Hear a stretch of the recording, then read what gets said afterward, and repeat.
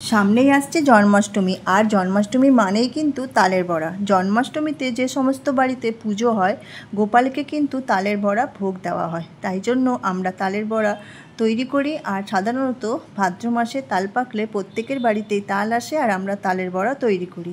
তো আজকে সেই তালের বড়া রেসিপিটি আপনাদের সঙ্গে আমি শেয়ার করব। আমি সঙ্গীতা, আমার বাঙাল ভার্সেস ঘটির রান্নাঘর চ্যানেলে আপনাদের সকলকে স্বাগত জানাই। তো সবার প্রথমে আমি এখানে একটা কালো তাল নিয়েছি। সেটাকে নিয়ে ভালো করে খোসাটা ছাড়িয়ে আটিগুলোকে আলাদা করে নিয়ে একটা বেতের ঝুড়ি নিয়ে আমি তালের পাল্পগুলোকে বের করে নেব। আর এই ঝুড়ি দিয়ে কিন্তু তালের পাল্পগুলো খুব সহজেই বেরিয়ে আসে।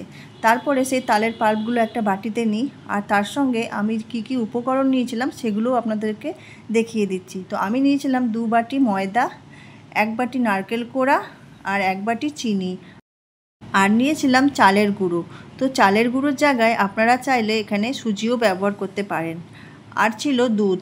তারপরে সমস্ত উপকরণগুলোকে একটা বাটির মধ্যে নিই। সবার প্রথমে তালের পাল্প নিয়েছিলাম 2 বাটি ময়দা, 1 বাটি নারকেল কোড়া, চিনি, চালের গুঁড়ো আর অল্প অল্প করে দুধ দিয়ে আমি তালের এই ব্যাটারটাকে তৈরি করে নেব। সমস্ত কিছুকে দিয়ে আমি ভালো করে এটা মেখে নেব দুধ দিয়ে। দুধের জায়গায় আপনারা চাইলে জলও দিতে পারেন। তো এভাবে আমি মেখে নিই। মেখে নেওয়ার পর আমি 10 মিনিট রেস্টে রেখে দিই। তারপরে গ্যাসে একটা কড়াই বসিয়ে তার মধ্যে পরিমাণ মতো তেল দিয়ে দিই। তেলটা যখন আমার গরম হয়ে আসে তখন এই তালের ব্যাটার থেকে ছোট ছোট করে বলের আকারে তেলের মধ্যে দিয়ে দিই। ছোট ছোট করে দেওয়া হচ্ছিল, কিন্তু ফুলে সেগুলো বড় বড় হয়ে যাচ্ছিল, যেহেতু অনেকক্ষণ রেস্টে ছিল। তো এই বড়াগুলো খেতে কিন্তু দারুণ মুচমুচে হয়।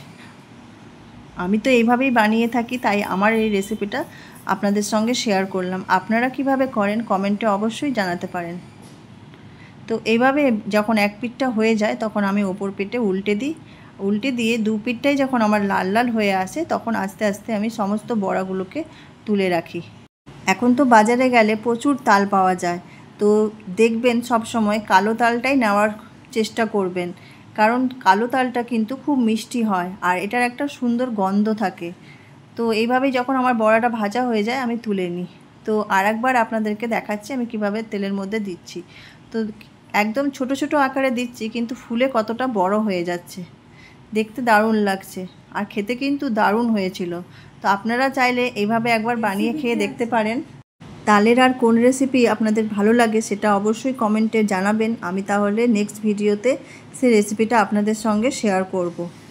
তো এইভাবে আমার দ্বিতীয় ব্যাচের তালের বড়াগুলোও হয়ে যায়, আর বাকি তালের বড়াগুলোও আমি এইভাবেই ভেজে নিই। তো সমস্ত বড়া ভেজে নেওয়ার পর আমার তালের বড়া রেডি হয়ে যায়।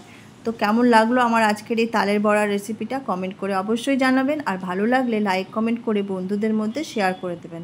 আর আপনারা যদি আমার এই ভিডিওটি ফেসবুক থেকে দেখে থাকেন তাহলে পেজটা ফলো করে পাশে থাকবেন। আমার আজকের এই রেসিপিটি প্রথম থেকে শেষ অবধি দেখার জন্য আপনাদেরকে অসংখ্য ধন্যবাদ। ভালো থাকবেন, সুস্থ থাকবেন। দেখা হচ্ছে পরের কোনো রেসিপিতে। আজকের মতো এখানেই আসছি। নমস্কার।